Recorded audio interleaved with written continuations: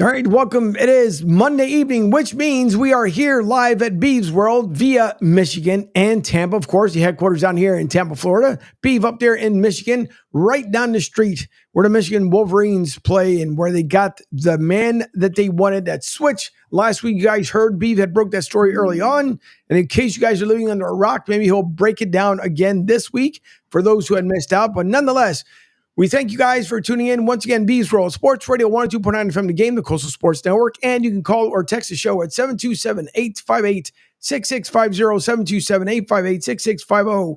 And Beav, well, other than we missed last week, I covered the USF women's basketball, which ended up winning. And then over the weekend, unfortunately, yesterday came up short, but it was a good haul against the 22nd ranked Louisville. So they came up short, but nonetheless, they end up doing well. And then, of course, USF men's football taking care of Tulsa. That was phenomenal, and it was great to cover that on Saturday night. So, and then the Lightning are in town. They play Colorado, which it is cancer fight night. Big game, baby. Yeah, big game. So, all right, before we get into some bigger talk, which has been pretty much the topic of conversation for today, for those that don't know, would you like to break the story of one talented player who told LSU maybe thanks for playing, but not for playing? I'm going over to become a Wolverine. Angel, I just answered my phone. I mean, that's what I did. I mean, no, we have a need at quarterback. We have some donors who wanted to make things happen, and they got together, and we flipped a kid. A local kid, which is a big part of this, and don't underestimate that. And, we've seen when you try to nickel and dime and piece it together, it doesn't really work in this environment with the changes and so forth. Right. And again, we had an historic run here with Cade McNamara and J.J. McCarthy. That doesn't just happen. J.J. is the highest drafted quarterback we've ever had here. And Cade was part of a great team. I watched the 21 Ohio State game again last night, and he's my favorite player at Michigan since Tom Brady. It's just we needed to fill this hole. It's a huge get, and he's going to bring friends with him. I'm not a big recruiting geek, but it's all over the place: receivers, tackles, other players, positions, and it's a good momentum. And the team responded and put a 50 burger on Northwestern. But it was a great week for our program and our coaching staff. Sharon's a great guy, and we want to see him do well. And got a small game Saturday too, Angel. Yeah, this is true. I want to bring up two because I want to get your thoughts. Let me see if I can cue this up. Where is it? Dun, dun, dun. Where is it? Is it up here? All right. This was from, and I know you absolutely are in love with this team because they're doing so well up there in New England. But you have basically the coach, you're a head coach of the New England Patriots. The question I was asked from this is credit via New England Sports. I know where this is going, unfortunately, because he stepped in it big time, but keep going. Yep, he sure did. So I want to play this because I cannot believe. It starts with you, but when you play something stuff yourself. I mean, you can only do so much. What is it on the players? I mean, look, it's always look. Once those guys cross the white lines, there's nothing I can do for them. There's nothing any coach can do for them once they cross the white line. It's my job to continue to prepare not only them but our coaches to go out here and play better football. What? The guy played for Bill Belichick and doesn't understand the one edict that Bill Belichick always used to say. Well, there's a couple of them that he used to say. Do your job, which is you're the coach. Coach, you're supposed to coach. The players do dumb things. That's on you. You're the coach.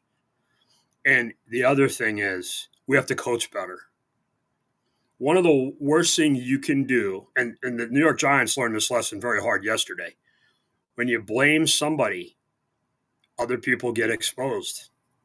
And how'd that New York Giants team look yesterday without Daniel Jones, who's the whipping boy, got blamed for everything? I guess Daniel Jones tackles, blocks, catches balls too. It's a team. It's the ultimate team sport. Everybody gets exposed. Yep. And when you don't, there's no excuse in this business. And he's making himself part of the story.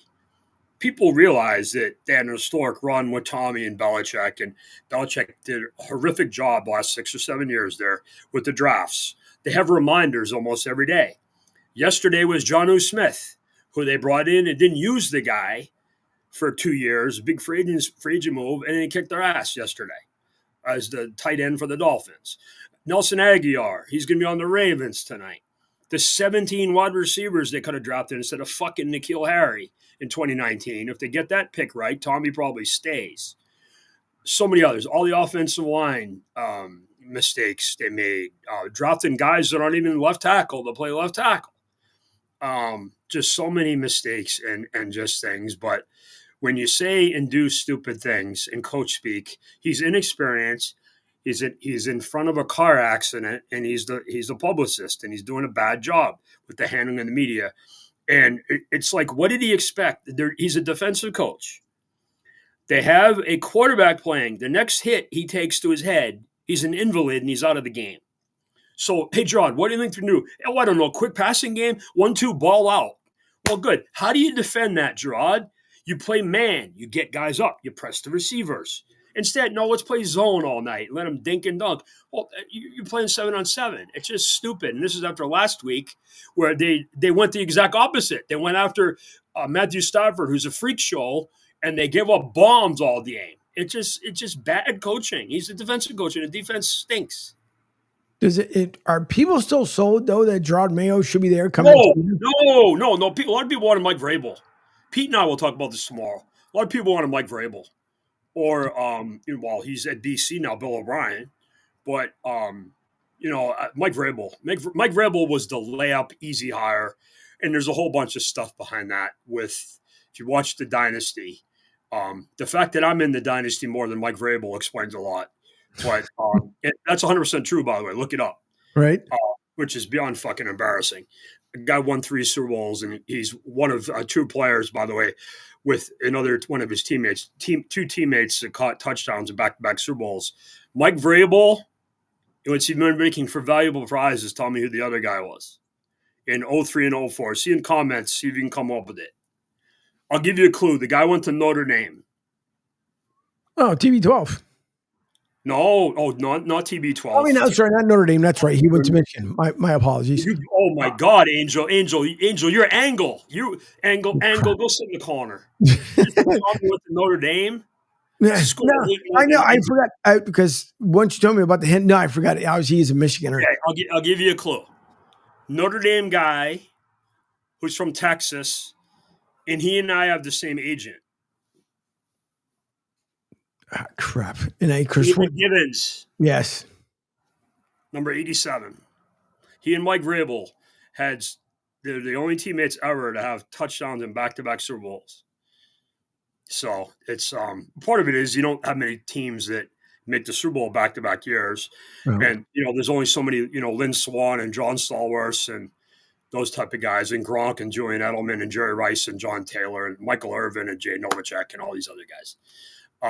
So it's interesting to see. But yeah, David Gibbons is speaking about back-to-back, as someone's trying to go now back-to-back at the rate that Kansas City's playing right now, which, I mean, listen, they're the defending champs, defending back-to-back Super Bowl champs. You have Carolina, who gave them a hard run yesterday. By my buddy Dave Canales. He did a good job yesterday. He did. And Dave's a good coach. Bryce Young he's looking good. I'm glad they did not completely give up on him. His stock is going up a little bit, and we'll see if he stays there. Well to the benching. Unlike Thomas Castellanos, he responded well to benching. Yeah. Well, I think at this point, if Kansas City keeps playing the way they're playing right now, and I mean, listen, last year playoff game they play. Well, you figure last year at the rate Kansas City was going, then we started seeing them kind of slip away towards the end of the season. Now, including Kansas City themselves, because it wasn't like they were putting themselves on a high horse. They thought they too were not going to reach the Super Bowl. And then we kept hearing about, obviously, he has to go on the road, he has to win, blah, blah, blah. That didn't bother me. But the way Kansas City's playing right now, is Kansas City still on that road back to the Super Bowl? I think they might be, but I'm not impressed by how they look. Pat Mahomes has developed a lot of bad habits. There's a couple things going on here. And it's a league-wide thing. It's not just Pat Mahomes. Right. Mahomes has developed these bad habits because of the shitty offensive tackles he has. And they signed DJ Humphries this week to offset that and maybe help out because they've gone veteran free agents and high draft picks at the tackles, and that's not working out. But what you're seeing now with about 75 to 80% of the quarterbacks in the league, they just run around and drift and create a play. Almost all the rookie QBs do this. Anthony Richardson is the worst. He's horrible. You watch him play. Jaden Daniels has kind of developed this because he doesn't have anybody around him. But Josh Allen does this a lot. And they've kind of gotten out of his game. Mahomes does it all the time now. Just drift, run around, and somebody will get open. There's no 1-2 out, which is what Tommy did, what Jared Goff does for the most time. Joe Montana, Warren Moon, Dan Marino. Brett Favre would drift and roll around and do it a little. And Aaron Rodgers used to do it all the time before his legs got hurt. But Kirk Cousins is another one who gets the ball out. But these guys who drift and hold the ball, because there's no fundamentals, there's no teaching and developing. The minute you can throw the ball 75, 80 yards, you're getting drafted like Anthony Richardson, who I don't think started 15 games in college. The poor kid, the 49ers overdrafted, who's now the third kid on Dallas, is like this too. The North Dakota State kid. He's developed a lot of bad habits. Mahomes has. Right. I really noticed it yesterday. So one of the cool things I get is on Sunday when I'm done at work, I get to watch all of the red zone, the games. And I see like the Caleb Williams is kind of learning and dialing it down and doing the throw he made to get them to overtime was amazing, almost 30 yards down the field to set up for the field goal. But then I see Jaden Daniels regressing because, Brian Robinson got hurt. They were relying on him to do too much. Daniel Jones historically was another one. He holds the ball too damn long. That's why he got hurt a lot. Joe Burrow, of all people, holds the ball a lot and creates sacks. But these guys drift and slide. And when somebody like Joe Montana used to do it, he would drift and slide. He would get the ball out, and it would be a throwaway. But the one time he didn't throw it away and he held the ball was Leonard Marshall ending his career on the 49ers at the hand of the Giants in 1990. Basically, he got half the bones in his body broken by a blindside hit. So that's the whole point. You have to – it's 1-2 out. 1-2 out. And when you hold the ball, bad things happen. And most of the veteran guys, you watch Matthew Stafford is taking a lot of hits. He gets the ball out. Baker Mayfield has learned to get rid of the ball. Now, he's hyper athletic and runs around and does stuff, but it's usually like a Fran Tarkenton type of thing where he runs around. I think Lamar has run less. Your buddy Jalen Hurts runs a lot less and moves the ball and gets ball because they have better players around him. They have an elite running back now. I don't know if you noticed that the Giants, maybe they should have found some money to pay him. Yeah. But that hasn't worked. And Xavier McKinney, too, is another one. They had the leading rusher and leading interceptor. They got rid of both of them, and I think they got nothing for either of them. Well, they got cap relief is what they got, which is, they're might have about 4 people at their games here coming up real soon, the way things are going. But, it's weird to watch it and just see the quarterback development. And, we were talking about college football earlier. And every team that beat Michigan this year had a portal quarterback, which I think is amazing. That this portal thing has become it's working with the quarterbacks instead of developing a guy. I can't think of the best team in the country. Well, Georgia with Carson Beck, who I think sucks, is the only guy I can think on top of my head that's a starter who's been in place. And Shador, who went with his dad. He's been at Colorado for 2 years. That's a weird situation. He's obviously really good. But, I can't think of any others that are high-level guys that have been at the same place the whole time. I'd have to look at Arizona and Arizona State and some of the Big 12 teams. But it is what it is, buddy. How bad, because you just brought up a good name there. Good name, but not probably for good reasons. You got Carson Beck, which I think a lot of people probably put him way up there in the draft stock. And now it seems that he's gone way down. Third-day draft pick. Remember I told you that. He would be a third-day draft pick. Yeah. He was supposed to be the first pick in the draft. He might be undrafted. He's going to go at the earliest, he'll go on the third day. And so quarterbacks are always drafted. Overdrafted. Always overdrafted. He will not go in day one, which is the first round, or the second day, which is second and third round. He's going to go third day. Remember I told you that. Who do you think? I'm betting you a dinner on that, Angel. That's All right. remember I told you that. Okay. I remember that one. But who do you think? Like, I mean, because right now, I mean, you got a couple of desperate teams, but I don't know. Are you desperate enough to gamble? And if I don't see him as a starter right out the gate Oh either. no, there's one guy in this draft who I think you could grade to play at some point in year one, and that's Shador. I mean, as good as Dylan Gabriel is he as good as Bo Nix? And nobody thought Bo Nix would be this good. Right. I mean, he's not as good as Bo Nix. And then you got numbnuts at Texas, who I don't like. Howard Will at Ohio State. I say his name backwards to be an asshole. It's Buckeyes week. Howard Will Howard. Hey, big tough guy. They beat up Indiana. Ooh, wow, big bad Indiana. Ooh, oh my. Hey, what's fake that we're gonna kneel down? They're in victory formation. They're up to score, and then Slapdick, our coach, is gonna go on TV and tell Barry Tuffy how big a tough guy he is. What did Will Howard get fined for? Some dumb. What was it? Well, he went to Ohio State, so he probably can't read and write. So, I mean, Angel, you know what the Ohio State player got on his test in college? What's that? Drool. Jeez. Well, I know.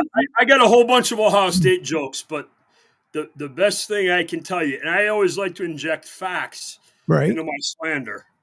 You know, there's not a player on the entire Ohio State roster who's beaten Michigan.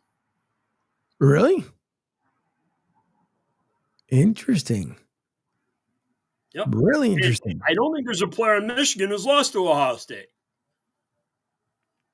Huh. Well, so all right. Just to plant some seeds in Ryan Day, because if things go wrong, around 4:00 there'll be moving vans outside of Ryan Day's house. He's not getting the playoff game. He is gone. When we win this game, his ass is out the door. He's out. They almost fired him the last 2 years. He is out. OUT, out. When we win this game. You figure, I guess it must have been a good turnaround for obviously the Florida Gators, because they said they're going to hang on to Billy Napier after it seemed like earlier on this year. Oh, I love the guy. Did you see the thing with him and Pat McAfee in the pregame? Yep. Imagine if he hit that shot. I mean, he was close too. With no warm-up or warning. He's a good dude. I like him. Pete and I have talked about this. We have a lot of mutual friends with him, and he's a good dude. And I guess they got good recruiting and everything coming in, and they're going to be good. And their schedule, I mean, Angel, it's like if you've seen Gladiator 2, the lineup he's fighting. Oh my God. Yeah. Godzilla, King Kong, Genghis Khan, I mean, Hitler. I mean, when's his Citadel game? Or Georgia playing UMass? I mean, where's the easy game for Florida? Holy moly! It's just nuts when you look at their schedule. Who the hell did his schedule? His realtor? I mean, it's like, holy moly! I mean, these SEC teams, they should play the School of the Blind once a year. The way they kill, that's the whole thing. They're hurting each other, and it's happening too at the Big 12. There's like 9 teams that can go to the conference championship game. In the SEC, they're all eating each other. I mean, now they added Texas and Oklahoma. And Angel, you remember when everybody was making fun of Oklahoma? And what did I say? Hey, you know what? They're going to beat somebody at some point in a big game. Huh, shit. How'd that happen Saturday? How'd that work out? So, these guys, every team at a high level, at a Power 4, Power 5, whatever the hell you want to call it, has players. Has players that can win games. And then you look at home and road, who's hurt, who's doing this. Like a great example, Indiana. They just got their heads caved in. They were told they're the greatest thing since sliced bread. They're playing Purdue Saturday. Purdue's garbage. They're the worst team in our league, the Big Ten. But you know what made Purdue's season? Costing Indiana a chance to go to the playoffs. So Indiana better show up, because Purdue's going to be ready to go. Same thing with Texas and Texas A&M and all these big rivalry games. Those Ohio State guys who have never beaten Michigan, they want to beat Michigan. So all these other games, Clemson, South Carolina, I think is another one. Those guys hate each other. it is what it is. But it don't know what to say of it, buddy. Me either. But I can't wait to see how the rankings are going to come out, who's playing where, what bowls being played with who. So this is going to be really, really good to see, including I want to see where USF lands. I know they're going to be playing in Orlando, just don't know which bowl in Orlando they're going to be playing. That is pretty funny, Angel, that you work for a school where, like, where the hell are you guys going to go for your bowl trip? What are they going to do? Send you to Yankee Stadium? Yeah. I mean, it's like it's hilarious. Who was it? One of my friends who was coaching in Eastern Michigan got sent to the Bahamas Bowl. Oh. And one of the smaller Florida schools got sent there for that game. It's like, because there's only so many cities. Go like Tennessee, Alabama's got some bowls, Texas has some bowls, California bowls. Hey, why don't we have a bowl in like Rhode Island or like New Hampshire or something? It'd be, like they do that at Yankee Stadium. And they had that game a couple of years ago, like 6-7 years ago, when A.J. Dillon was at BC, where they played in an ice storm at Yankee Stadium, which is pretty funny. But I know there's a bowl game at the San Francisco Giants Stadium, which is pretty cool. I'm trying to remember what that bowl was. And obviously the Boise State had the bowl game at their stadium. That was funny. They played in the snow. Sure did. Yeah, it's always funny to watch these bowl games. We've got the Motor City Bowl here at Ford Field, but Ford Field is a beautiful indoor facility. So, that's the thing. And obviously you got the Jerry Dome and in Dallas and Arlington. So it's cool to see what it is. In Miami, they got the Hard Rock there, the Dolphins field, which is nice, where they just hold on. The Dolphins just scored another touchdown on the Patriots. But, hurts me to say that, Angel. Not really, but it is what it is, baby. I just listen. I Patriots fans, you guys have been waiting around. No longer my problem, Angel. Yes. After TB12 has been gone, oh boy, we might be looking. Yeah. Wait a minute, Angel. Are you trying to say that this guy might have had something to do with the geniuses running that team? Sure did. Sure. By the way, how'd the Buccaneers do when Tom got there? Hey, he's the only one to ever in Super Bowl history, other than the Rams the following year, but it was the first one to ever win a Super Bowl in his own stadium. And yes, that was something that was tremendous, I will say. And also, who'd he beat in that game? Patrick Mahomes. And how many touchdowns did Mahomes score? I had nothing for him, and I don't believe anything in the air. 0. So just to understand something, the New England Patriots in 1985 played the Chicago Bears, the greatest defense ever assembled. Right. And they scored a touchdown. The Mahomes, who is compared to all the time, didn't do that. Sure didn't. Although I didn't mention this morning show, which is it's words that I never thought that would ever come out of my mouth. Sorry, when it comes to Tom Brady, but it's like Belichick, right? I've learned so much. You guys, because you guys knew about him, you guys worked with him. It's different. You guys got more of the insight than what we did. And especially New Englanders. Like for us, Philly, Jersey, anywhere south of New England, we had no clue what Belichick was like. And who knew other than, yes, I will give it to him, being the mad genius that he was, but the personality. And now Belichick, like I can't get enough of the guy with with his stories, his antics, and everything else. And then it's his girlfriend, of course, throwing the mermaid pictures up there for Halloween, which was funny within itself. But then you got Tom Brady. I think, honestly, I prefer listening to Tom Brady behind the mic than Joe Buck. Honest to God. I like him a lot better. Angel, you just got a 5-year extension in Beav's World. Unlimited perks and merch, whatever you want, it's yours, baby. All right. That works. It definitely works. You get the company plane. Anything you want is yours. No, first of all, Joe Buck sucks. That's the first one. But you're right. And the one that I like, and it's funny, I'm going to get perks with Kathy, my business partner. I like Herb Street with Al Michaels because he's carrying Al has just mailed it in. And he's just there to get paid. But Herb Street's good. And obviously, I like Collinsworth. I like well, and Tom's gonna like. I'm gonna say this. Tom will never be Jim Nance. So Jim Nance could read the phone book to me, and I listened for 3.5 hours. Jim Nance is so good and just a class act, and and he's a rare broadcaster. He's been with Tom his whole career, and he's probably going to retire sooner or later. But he covered all of Tom's career, going back to when he had Phil Simms and then obviously Romo now. But yeah, it's interesting to see, and and I got to be honest, I loved Greg Olson.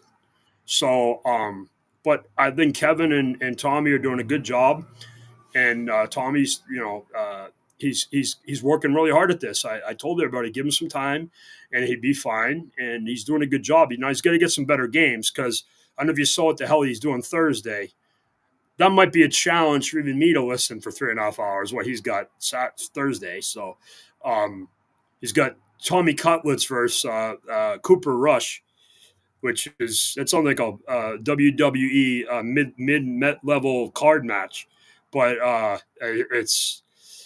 you get the games you're given, and I'm sure he'll make it interesting. But Tommy can talk about like going into a game as the backup, because he famously did that a couple of times. But it's going to be interesting. But I appreciate you saying that. Tom will hear this, and it'll mean a lot to him. Listen, from it's because all of us, we're at the unknown to see what Tom's going to be able to do. And again, he's always going to, the one good thing about him is because he's always going to bring There's many good things about him, Angel. What's that? Angel just got 2 years taken off your contract. It's down to 3 now. So no, because the good thing, because he's always going to have that football mindset, and I think that's what's great and especially after it was done with the whole Raiders thing, it kind of opened him up a little bit more. Yeah.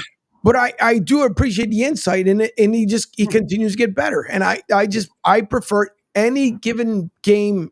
I prefer him even over freaking Romo, and I would take Romo over freaking who was I'm not Collinsworth. The only reason why I'm not a fan, because the year obviously the Eagles and the Patriots reunited once again. Boy, oh boy, was he riding he wanted everything. Chris loves Tom. Chris loves Tom. I know that I know, but it was every single thing. And then obviously when the Eagles went up, and all of a sudden it changes ways, and then he goes right back to it, because if he calls the Eagles game, it's always anything but the Eagles until the Eagles are winning, and then he switches back. But that's regardless. But no, I like Tom's insight. I like the way he breaks it down. He's entertaining, and that's where I was waiting to see like the transition, how he was going to be able to do it as an athlete, and then going over to the broadcast booth and be able to do so. So listen, hats off to him. The guy's been doing a great job. It's something that I think people underestimate, haven't talked about enough, is obviously Tom's got Gronk and Julian Edelman in the Fox studios too. Mm-hmm. And Gronk was really kind of messy when he started, and Howie Long and Strahan and the guys there helped him out. And Gronk's really good now. And they've kind of figured out how to use Gronk. He's the one, when Tom comes on to talk about the game after the game, Gronk comes on and they have fun, and he gets Tom to open up, and they joke about stuff, and it's fun. And Howie's there to hold his hand. And Howie, if they let Howie Long, he could fix the Middle East. He really could. He just is he's the calm, cool guy there, and Strahan's a balancing act. And that Fox studio is really good. It's a good environment. And I think, Tom learning to relax and be himself. He's there to be, he's Tom effing Brady, for Christ's sakes. He's there. He's there to share what he does, and just he's being himself, relaxed. And when he's smiling and having fun, I know it's going to be okay. Because when he's smiling and happy before the game, he's confident. Yeah, and that's a good sign. It's true. Very true. Well, I know this guy. I've been around the guy for 30 years. I might know something, but yeah, it's like. No, that you do. As we've blown through the first commercial break, we're about to take one anyways. 5:36 here on the East Coast. If you guys are listening to Beavs, or 6:36, 5:36 Central Time, 6:36 here on the East Coast. We thank you all for tuning in here at Beavs World on Sports Radio 102.9 FM The Game. Don't forget, you can always download the app directly from the website. Visit SR1029thegame.com. On the home webpage itself, you'll see few buttons. It'll have for the Pete Shepard Show, Beav's World, myself, Martinez Company, The Drive with Q. And then later on tonight, it'll be Lloyd Vance's Insider Football. But right next to that is the button, the most important button in this entire operation is to download the app. Therefore, you will not miss a thing. And it mirrors exactly what you see on the website itself. So we are going to be back in a short 2 minutes. When we come back, we'll get into the Baker Mayfield. And I can't believe they even had to ask him this question, which I think is just ridiculous. And a video why people absolutely love Baker Mayfield. So we'll be back. You're listening to Beav's World on Sports Radio 102.9 FM The Game. We'll be right back. Hi, folks. This is Gerard Moynihan of Moynihan Lumber, and I would like you to know that our company has been selling Anderson windows for over 60 years. See the complete line of Anderson windows at any of our 3 locations in North Reading, Beverly, or in Plastown, New Hampshire, or at MoynihanLumber.com. What's up, Southwest Florida? Jim and the Beef Guy here. Fort Myers, we answered your call. We're pumped to announce the opening of our second location. It's on 41 just north of the Edison Mall. And guys, nothing's changed here. The beef, the sausage, the breaded steak, our Maxwell Polish. Now serving you in 2 locations, Fort Myers and Bonita Springs. And don't forget, if you're having a party, check out our catering menu. And guys, when you're at the counter, don't call it gardenia. It's pronounced Jardiniere. Phil Castanetti, Sports World in Saugus, Massachusetts, is New England's place to buy or sell the finest in sports memorabilia. For over 35 years, Sports World has offered the finest in sports collectibles. Last month, you might remember Tim Thomas, legendary Bruins goalie, returned on October 5th. What a turnout it was. And now a new event coming up.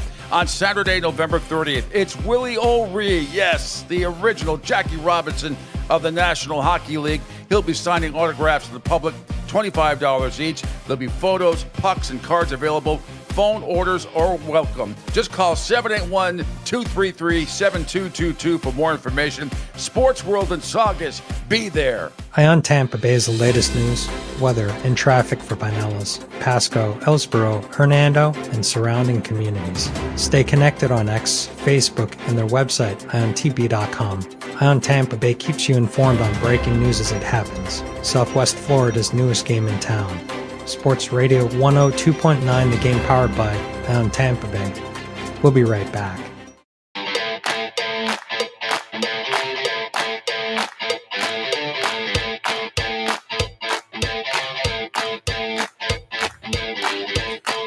All right, welcome back. It is about 6:40 here. I keep saying 5:40 as I'm in Central Time. 6:40 here on the East Coast, 5:40 where Beav is out there in Michigan. We thank you all for tuning in here. Sports Radio 102.9 FM The Game. Of course, as I mentioned before the break, you can always call or text the show at 727-858-6650. 727-858-6650. And directly behind Beav's World, we've got about some 15 or 20 minutes and some change left here in the show, but directly behind Beav at 8 o'clock will end up being Lloyd Vance's Insider Football with his co-host Kevin Midget and then his son Nate, who will be on the show as well. So I want to show about 1 or 2 videos here, Beav, and it's because of Baker Mayfield. And people say the reason why they love him, that this is in case people missed it yesterday. It's incredible what he does. And I think this is why his teams, or his teammates, I should say, absolutely love him. But show the dance with the block. Oh, the block. Here comes the block. Yep, this is the block. This is the good one. All right, Matt, thank you. Texans trying to pull away in the AFC South. We'll play along at home. We're in man coverage. You know how you can tell? How good. They move. Is that Irving? Yep, that's Irving. Blocking for him. Irving still going to the 40-yard line. And how about Baker Mayfield in a 30-7 ball game, racing down the field to throw a block? All right, Matt, thank you. Now that's the one there, which is that was a good one. No, I what's that? The better one's coming. Yeah. The other one was honest to God, it really, it makes you scratch your head.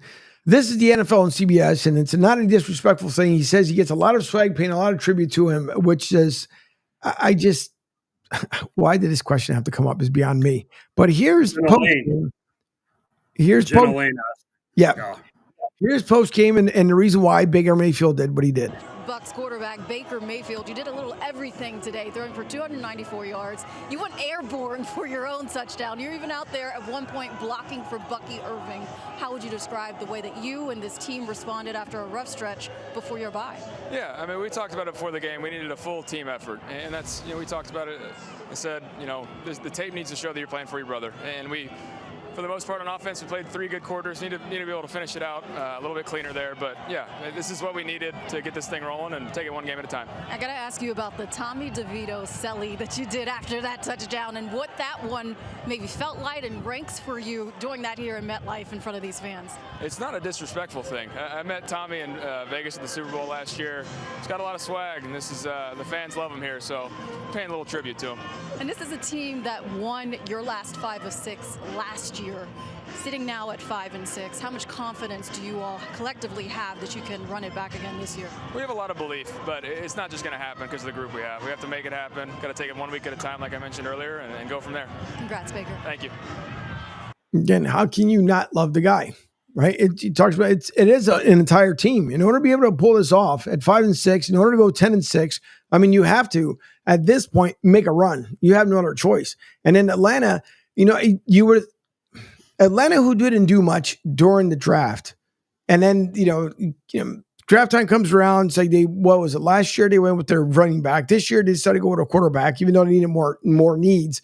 But now Atlanta has pretty much come back down to earth where we thought where they were going to be.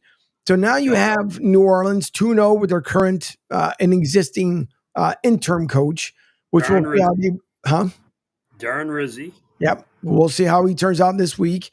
But then you have right now, which the Bucks are just 1 game behind first place. And there's a problem. There's a problem, Angel. Sure. They lost. They got the tiebreaker Atlanta. They swept the Bucks. So it's really 2 games. True. That is true. I only speak the truth, Angel. Almost like I do this all day. I almost do this stuff all day. I look at the standings and know what's going on. Go ahead. Yeah. I mean, the Bucks can still make the playoffs as a wild card. They're a better team than Atlanta. They somehow blew both games, particularly the first one, where they let Kirk friggin' Cousins throw for 500 yards. That somebody should have been fined or suspended for that. That's not allowed. But yeah, they did. And now they're figuring how to play without Chris Godwin. They got Mike Evans back, which is a big deal. But they played really well yesterday. And the Giants are a corpse. The whole team's done because of the Daniel Jones thing. And Daboll and the general manager are probably going to get fired. The general manager definitely needs to be fired. Yeah. They're scoring Saquon Barkley and McKinney. But Daboll is probably going to lose his job too. And that's the thing. They laughed just about and mocked Saquon when they were talking about it and thinking about it. Now you got Giants fans. He's going to go to the Bears. Right. Yep. Oh. Pissed off becoming division rival. I mean, a guy's going to have easily over 2,000 yards. It's going to be absolutely insane. As I mentioned this morning, I'll knock on the wood again here on the desk. My thing is, as long as he stays healthy, it's going to be good. But I've seen, as I mentioned to Pete in the morning as well, I have seen this story before. And I'm not talking about injuries. This time last year, and this is why I'm not solely convinced on what the Eagles can or cannot do. This time last year is when you started your slide. Right. And so I'm seeing a 7-game win streak in the hopes that we start seeing now the upswing of the Eagles after that ridiculous 2-2 start that started really making you scratch your head. Jalen Hurts seems like once again is on. And Nick Sirianni seems like he's kind of one block. You said his name and you didn't swear. What's wrong with you? Yeah, well, because I'm going to give him at least for 1 week. I'm going to give it to him, but it just seems like he's won the locker room back for all intents and purposes. He has at least what it seems like, and this is from week to week. Angel, repeat after me. Sure. Winning cures all illness. Except for the Eagles. Cures all illness. It always winning is a great elixir. It solves everything. It does. The Steelers, when they had all those lunatics led by Antonio Brown, they were winning. And then things would go bad. They get rid of Antonio Brown. Roethlisberger retires. Le'Veon Bell shoots his way out of town and leaves over money.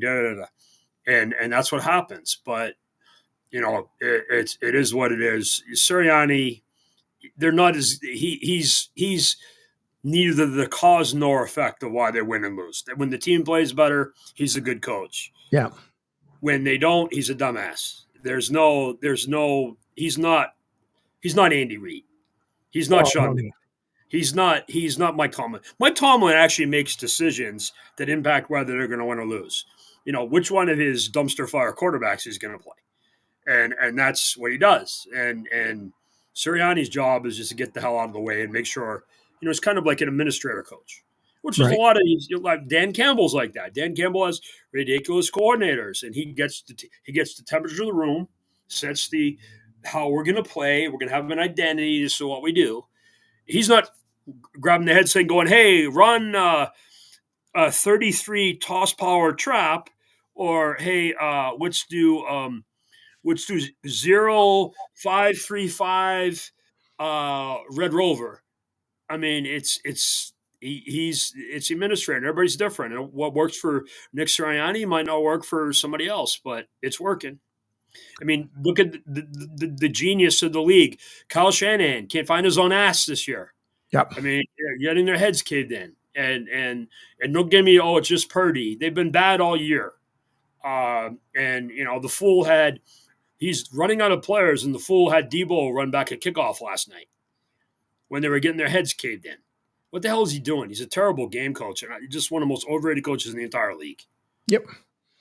Nope, so true. And this is a good point that you brought up there as far as Kyle Shanahan, because Emmanuel Acho had some realm with Sean McVay. Sean McVay is a way better coach than he is. Oh, definitely, for sure. But he calls out, he says someone has to call out and hold Kyle Shanahan accountable. And I don't think, truthfully, he's going to have a job that much more longer during the offseason here. But here's Emmanuel Acho on his show earlier. This is the facility, I believe, over on Fox. Oh, I did not know about this play. Disappointing season in the Kyle Shanahan era.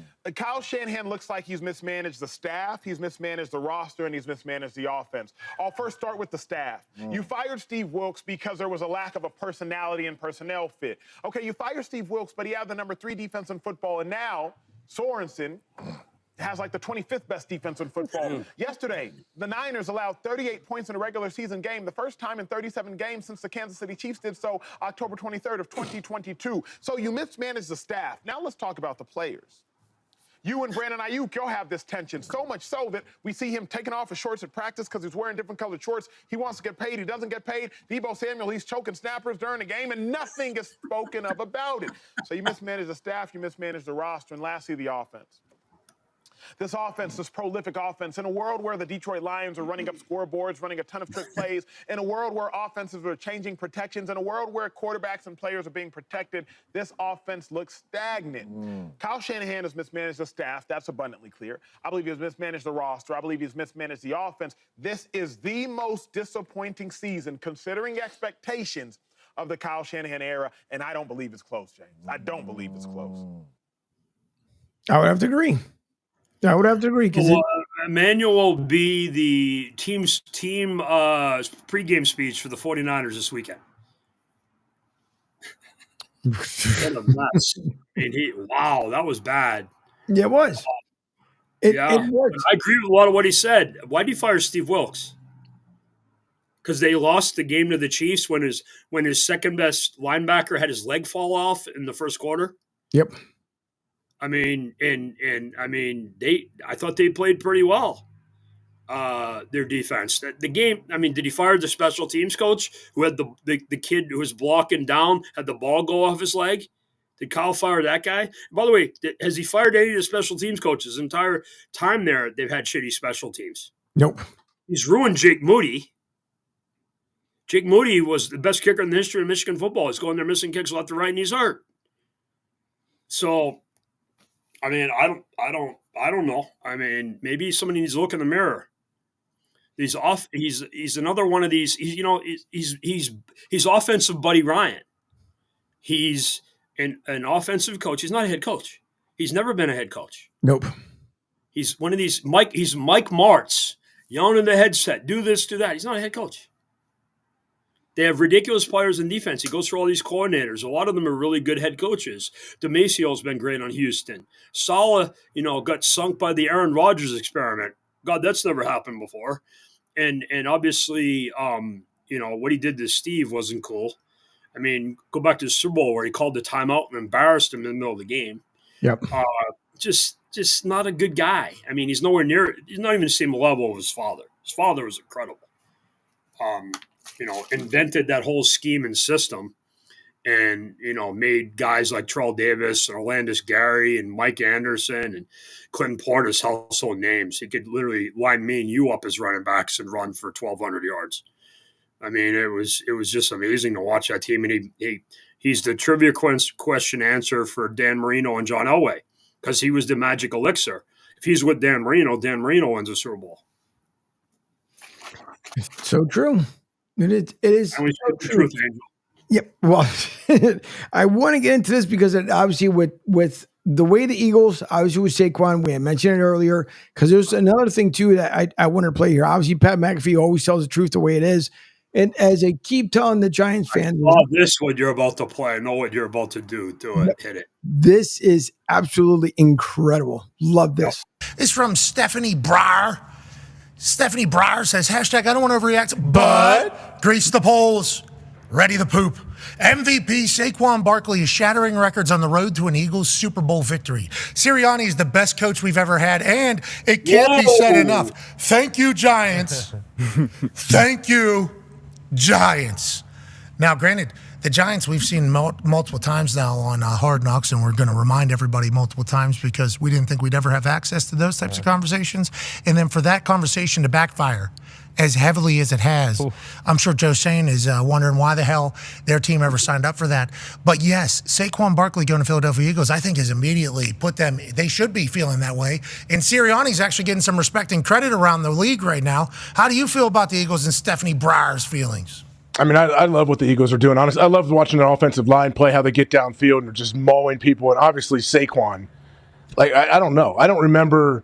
And there's been unbelievable running backs all the time, but what Saquon does every time he touches the ball, how many times have I said it? It feels like Saquon expects to score every time he touches it, but then he always comes out with something different, some kind of stiff arm where he's tossing dudes or jumping over people backwards. Like, he always comes up with something new that we haven't really seen before. I'm trying to see if Hembo had sent me any more Saquon stats, because he sent over a bunch of them. Yeah. It's just like, the only thing with him has ever been health. More yards per There's carry. a reason why he goes, number 2 in the draft. Could have been a number 1 pick, but he's so ridiculous, can be that big play at any given moment. And not only that, like, the person he is. Like, we saw the conversation that Sirianni had with him a few weeks ago. It was like, hey, you're a couple carries away from whatever state. He was like, nah, I'd rather let the young boys eat. Oh, yeah. And a few weeks later, he goes out and runs for 255. So, like, you feel like it's one of those guys where it's like, you want good things to come for him. I'm sure he's great in that locker room, great in the community out there. So I love this piece. This is the piece I think can put these guys over the top. He's so twitchy. Yeah. For how big and strong he is, he's so twitchy. It's like, and he has a lot of Tyreek to the way, like, he runs there. Now, with how large he is, it doesn't make sense, but he'll hit too. I mean, he returned kicks in college. He's special, man. He's he is. And once again, I can't reiterate this enough. I don't know if I expected this out of Saquon ever again after how everything in the Giants went. And after hearing how he was being talked about by the Giants, I didn't follow the Giants close enough, but watching that Hard Knocks, I'm like, so Saquon Crop, like, why is this the way? $7 million? You think maybe we don't want to disrespect is what he said? Yeah. It's like, what he's getting paid right now is fucking disrespectful to Saquon Barkley. It's like crazy to think that I didn't think or know that this was still possible, because you've seen it in moments with the Giants. Like, they'd have a little run, Saquon would go crazy, then he would get injured, then he'd be back, they wouldn't have an offensive line, he'd be tackled for a loss, he'd get dinged up again, here we go. Is Saquon ever going to be, and then now it's like must-watch television, Saquon Barkley. And he's only getting better, I think. Yeah. Like, it's almost like he saved hits being with the Giants, because, whenever he was injured, he was out, but they weren't playing a lot of postseason. Like, he still has a lot to prove. He has a massive chip on his shoulder, and everything's still in front of him legacy-wise. That's a dangerous person, I think. All valid points, period. That's just. And by the way, these guys forget there's a guy on the 49ers named Christian McCaffrey who was doing this same type of thing last year. Yep. So, and Derrick Henry, who we'll see tonight, ain't no walk in the park either. There's always good backs. It's just more embarrassing. Adrian Peterson was another one. Adrian Peterson was incredible. It's the new flavor of the month that's going on, but it's embarrassing. We have public ridicule of the former team saying, "Hey, we don't want the $40 million quarterback Daniel Jones handing the ball to the $12 million running back." They probably have the numbers backwards, but that's why the Giants are where they are. But it's a strange sport. I think we're seeing a cycle here where the running back is being valued again. We're going to see the two teams tonight, the Harbaugh brothers. And Jim obviously values the running back. And the Ravens, they lost the tough AFC Championship game last year where Lamar had to do too much. And they brought in King Henry. You're seeing the Lions are a great running team. Your Eagles, obviously. The Buccaneers rotate a bunch of backs. You mentioned Atlanta Falcons. The AFC teams, the Steelers have the two backs. The Bills have the best running game they've had in a while with James Cook and taking less off of 17 there, Josh Allen. And Denver runs the ball with a bunch of backs. And again, the Packers, they took advantage of the stupid with the Raiders with Josh Jacobs. That's one that doesn't get talked about enough, by the way. Yep. Josh Jacobs, who the Raiders let go. And he's obviously come in and done a great job with the Packers, 3 touchdowns yesterday. But I think the sport goes in cycles, Angel. You and I know this. And there's more of the running backs coming in and making a difference in play. Well, it's part of what the Cardinals are doing good with James Conner and Kyler Murray. And they had a tough day yesterday, and that's why they lost, because Conner got shut down. He did, but I think speaking of, because I mentioned this early on today, but out of that game, the only one that went with Seattle was yours truly, because I felt that Seattle had Arizona's number. And yes, seems like my little small prediction on Friday turned out to be true. But listen, I'm not sold. I'm not sold in Arizona. I'm not sold on Kyler Murray. I like the quarterback. The more I watch him, he pisses me off. Yeah, because again, and then you throw, was it last year or the year before, he threw that hissy fit, took himself off social media. Then he comes out in some sports brawl type deal and talks about it like I'm back in this. Listen, I am not a fan of Kyler Murray. I've never been a fan of Kyler Murray since he stepped on the gridiron, because I think he is just, and this is just my opinion, folks. Don't anyone take it to heart. What the hell do I know? But it's with the way I see Kyler Murray is, it's all about me and then them. And then once I'm happy, maybe I'll make them happy. So, if he's going to use pronouns, it's just me, period. Because that's all it is. I'm not a fan of him. I'm not. And I think Arizona really needs to look down in the trenches and say, what do we need to do? Because Arizona, first of all, in general, like UNLV, no one, back in the day, everyone wanted it to be in Vegas. Everybody, baseball, football, basketball. Now you look at it, it's like no one wants to be in UNLV. Didn't they have a mid-season? Football team's good. Barry Odom's done a good job there. He has, but again, they're not winning a lot of people over. And my thing is too, is people like me and you know they're good, but nobody else does. You're right.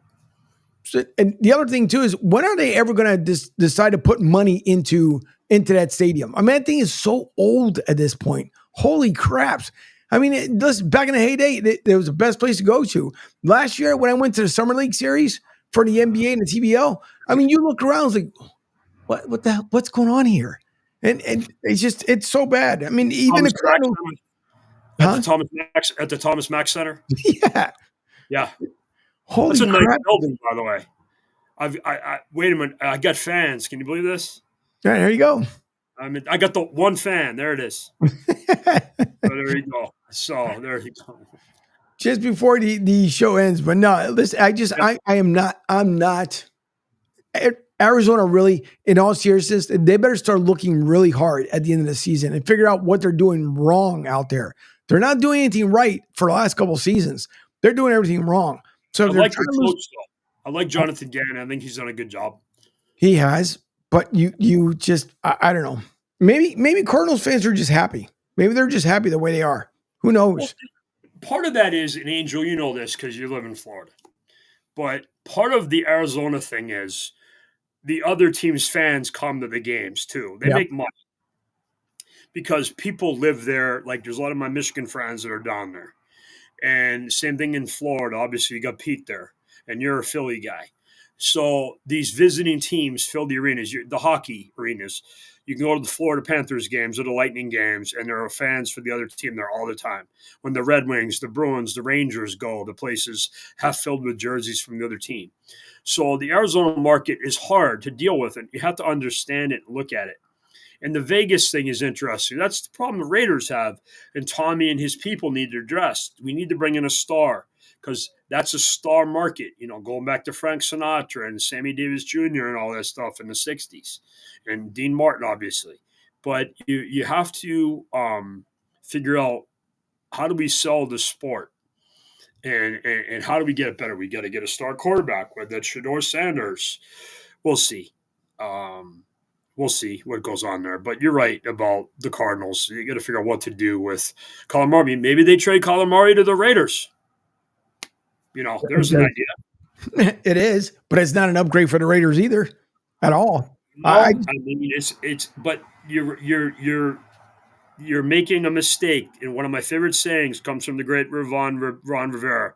Don't confuse what's interesting with what's important. No. Yeah. Interesting sells tickets, like the stupid Tyson Paul fight a couple weeks ago. Yeah. So there you go. By the way, Spalding says you up saying you're the biggest Bucks fan. He knows you're not the biggest Bucks fan. He knows you're an Eagles guy. Yeah. No, I listen. I'm following the Bucks because obviously I live here in the area. I said a gas pump guy who likes to call in and text in the morning, but I said to him, he said, I'll send you an application. The way the Eagles were playing earlier, I mean, listen, everybody knows I have the Bucks helmet. It's up there because I'm here in Tampa. Obviously, I cover Southwest Florida as far as the sports down here. And listen, Baker Mayfield, you got to love the kid. I don't care who says what. So Spalding might be half right there. Yes, Spalding, I already said that the helmet's already back there. So I already covered that one. But no, the last thing I want to know, I do not have a Brady jersey. So nice try with that one. I do not own a Brady jersey. Angel, I have a couple I can lend you. So okay. Listen, if Tom wants to send me one, I wouldn't be mad. As long as it's a Bucks one. I don't want one for the Patriots because I had enough of the Patriots nonsense for years, especially after they took away the first one from us. But nonetheless, we got the revenge on the second one. The last thing I kind of want to end up with here. Yeah. Two things. One is when Al Michaels walks away, who do you think is the best fit to go into broadcast booth with Herb Herbstreit?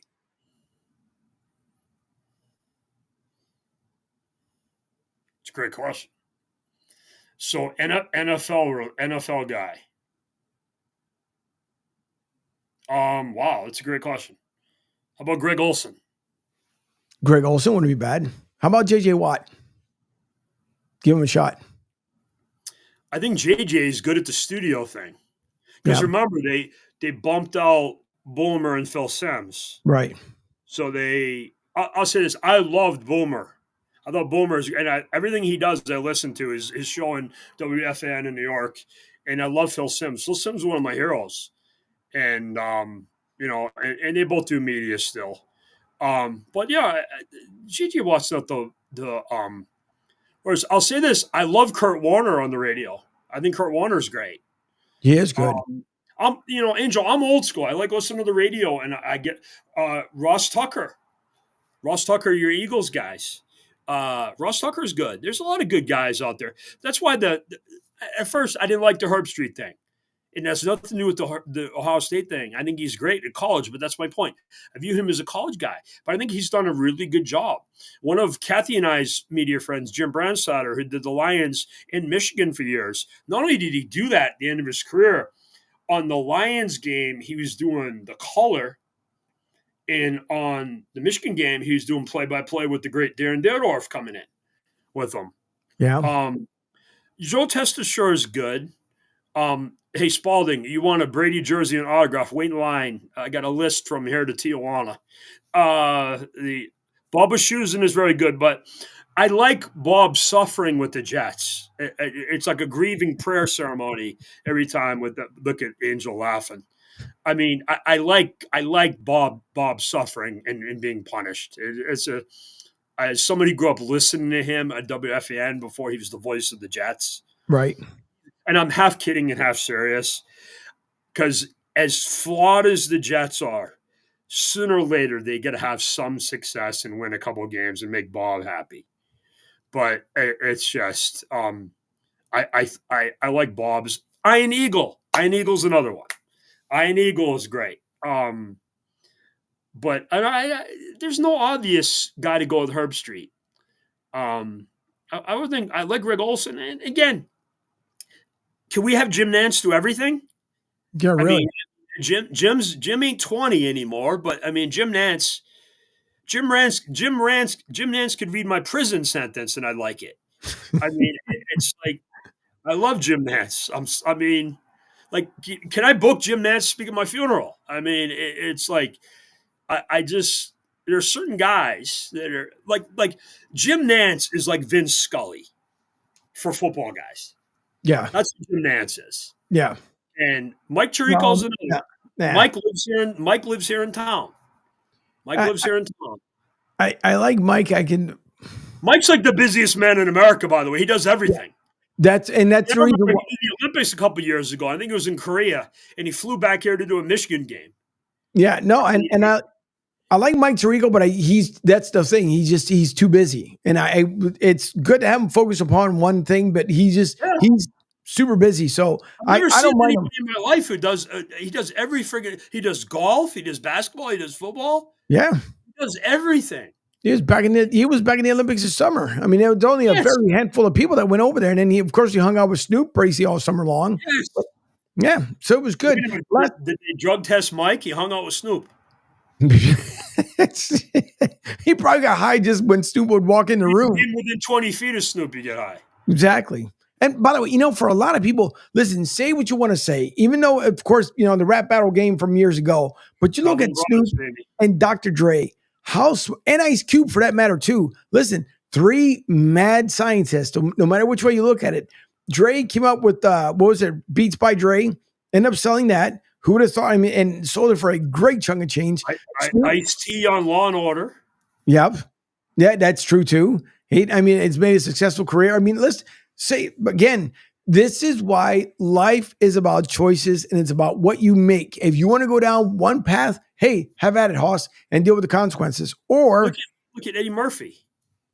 Eddie Murphy doing Shrek of all things. Yep. He was banned from TV because he swears all the time. He's doing Shrek. Exactly. And they've laughed at the bank. I mean, the Beverly Hills Cop, the same way. He's still getting residual checks from that thing. And it never gets old. Except for the last one. I think I would have taken a hard pass on that last one because that last one was like, You didn't like the new one that just came out on Netflix? No. I think after how good Top Gun Maverick was, guys like Eddie Murphy from that era in the 80s look at things and they're all chasing Maverick. And because Maverick was so good. And the thing that made Maverick really good, like the second Godfather, was they gave great closure to the first one. Yeah. I'm going to do a spoiler here about how they glorified Goose. And they made Goose the story, which in a million years, would you ever thought they'd do that? If you know the story about this, Tom Cruise actually took Anthony Edwards, who played Goose, to the premiere in New York City with his son. So imagine Anthony Edwards is sitting there. He has no idea he's the star of the movie. And the big premise of the movie, watching a movie with Tom Cruise and his son watching this. And that's going to be cool. So I'm the biggest Top Gun and Maverick fan ever. I've probably seen the original Top Gun. I'm not even kidding you, 500 times. I've watched it before every game I played growing up in high school. And then Maverick, I probably went to the theater to see it 12 times. I took half the Michigan football team and a bunch of my Andover guys too to see it. And I've got it on Amazon. I've probably watched it 30 times on Amazon. But no, it's The remakes are always tough, but I love Eddie Murphy. So, I mean, Eddie Murphy could be in a movie called Dog Shit, and I'd probably go see it. No, I haven't seen Gladiator yet. I'm going to try to go see that later this week. So, and I'm hearing, and obviously they got Denzel in it. So that I don't think can Denzel be in a bad movie? I don't think he can. I mean, he's that good. Yeah, no. Denzel is like this generation's Burt Reynolds. Whatever he's in, he makes it good. Because like Burt Reynolds got fed so many piles of you know what. Yep. That he made like Smokey and the Bandit and Cannonball Run and things like that, where it's just like, hey, let's put Burt Reynolds in a movie and he'll figure it out. You know, it's like, and literally that's what Burt wants. So, yeah, and I'm not even going to read the comment that he just made there because no, I'm not seeing that. It's just beyond ridiculous. I'm sorry, the original. I saw it's like a ripoff of Wizard of Oz. Yeah, big time. There's nothing like the original. Sorry. And people say whatever they want. I will only watch the original. Sorry, folks. Nope. Okay. Are you into the Costner show? Are you into that? You know what I'm talking about? The Cowboy show. Yeah. Yellowstone? Yellowstone. Are you into Yellowstone? Not really. Okay. So they had some stuff go down last night. No, not that show's gonna they're choosing violence. That show is wow. Right. But didn't he say though, Beav, that didn't Kevin Costner wasn't that supposed to come to an end? Yeah, it's the season ending. So you understand what's going on right now? He was Kevin Costner's character. A spoiler again, get off the air before I talk. Kevin Costner's character was killed on the show. Right. They made it to look like a suicide, and he was murdered, and that's where what's going on now. The surviving family, are figuring out what's happening and what's their retaliation and response to it. So, if you understand the premise behind Yellowstone, this is Dallas on steroids from 30 years ago, with J.R. Ewing and the Ewing family fighting over oil, except this show is about land and power.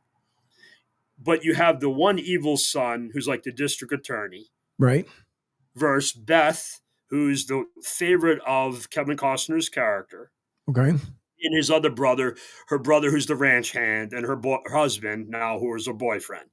Versus the evil son and all the dad's other enemies. So, that's what it is, but it's the 2024 version of Dallas. Money, land, power, with the family and enemies fighting over it, and it's good. It's good. I just got into it in the last couple of months, and the ending is going to be interesting here. I think you got like 5 episodes left. All right, we'll see. I'm pretty sure it'd be another. I bet you, Angel, if you watch it, you'd like it. Probably so. The problem is now it's like Game of Thrones. Everybody talks about it, so you know what's going on. So it's not, and with the social media, it's hard to keep any secrets. It is, but number one, I would have to have time in between my busy schedule to be able to check it out. And if I do something, it's almost like a binge watch because that's the only way my wife and I will catch up with a lot of things. It's the same way. When Breaking Bad first came out, I had no clue until people started talking about it. And then you end up watching it. I was like, oh my God, like that was brilliant. And then at the very end, they said it was the second to last one when they were all got together and they all said like, what do we do here? Because at first they were like, we don't want to jump the shark and, it's already, we're good here and we'll end it.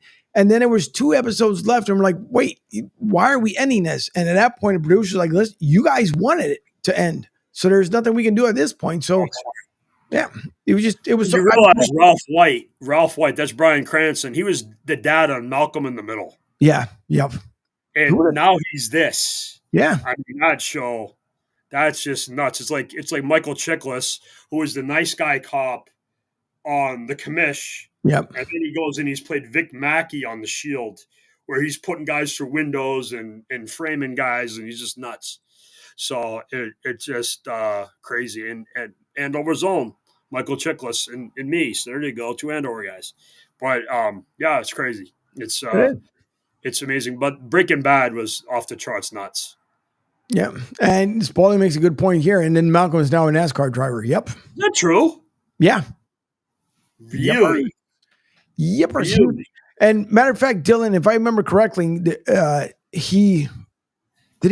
was it this year, Dylan, that he tried to qualify for the 24 hours at Daytona?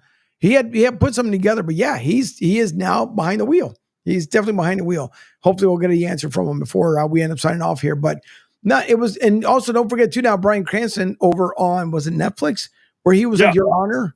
Yep. Man, I just saw that streaming today. That is, I hope, I think it came to an end. I hope not, because he put himself back to jail. It's like, why bother? Frankie Munoz, I think is his name. Yep. Yeah, I know who it is. Yeah. Yeah, full-time truck ride next season. So the thing about Bryan Cranston that's pretty funny is because the Ralph White character, it's a disguise, so he can get away with going around and not being recognized. Kind of like Daenerys on Game of Thrones. She doesn't look like her all the time. Right. The Dragon Mother. So she can get away with walking around, but people in the world that are like Shaquille O'Neal, what the hell can he do during his day to not be decided? I mean, ever in disguise. So it's pretty crazy when you think about it. It is. All right. With that would be the end of Beav's World here on a Monday evening. Don't forget, this is a short week because Thanksgiving is this week, so it's going to be a short week. Last round of shows will be, of course, on Wednesday. So we'll be around on Wednesday again. So thank you all for once again tuning in tonight. Thanks to, once again, my favorite guy here, Beav, with all the entertainment. And by the way, if you guys get better choices in life, Angel, if I'm your favorite. But he was Love also you, buddy. Thank you. No problem. Sporting the Bucks jersey or Bucks hoodie all night long. So I like that one too. That's pretty nice. So I give you kudos points for that one. I have some friends who send me, again, I answer my phone, I open my mail. Okay. It's my life, baby. Lucky you. All right, to everyone else, thank you all for listening. And don't forget, Lloyd Vance is coming up here at 8 o'clock. We appreciate all you guys. Start your day off with Pete Shepard in the morning from 7 to 10 a.m., Monday through Friday. Martinez is coming Monday, Wednesday, and Friday from 10 to 12. The Drive with Q, you guys heard him today at 5 o'clock. He'll be back on Wednesday, I believe, with Back Your Play. And then, of course, tonight, Beav, you guys can normally catch him from 6 to 7, sometimes from 6 to 8, depending on how crazy the schedule is. Mondays and Wednesdays, and then Beav joins me again on Friday, except for this Friday, because all of us will be off enjoying our turkey afterwards. So thank you all. I do appreciate it. We will talk to you guys later on. See yous.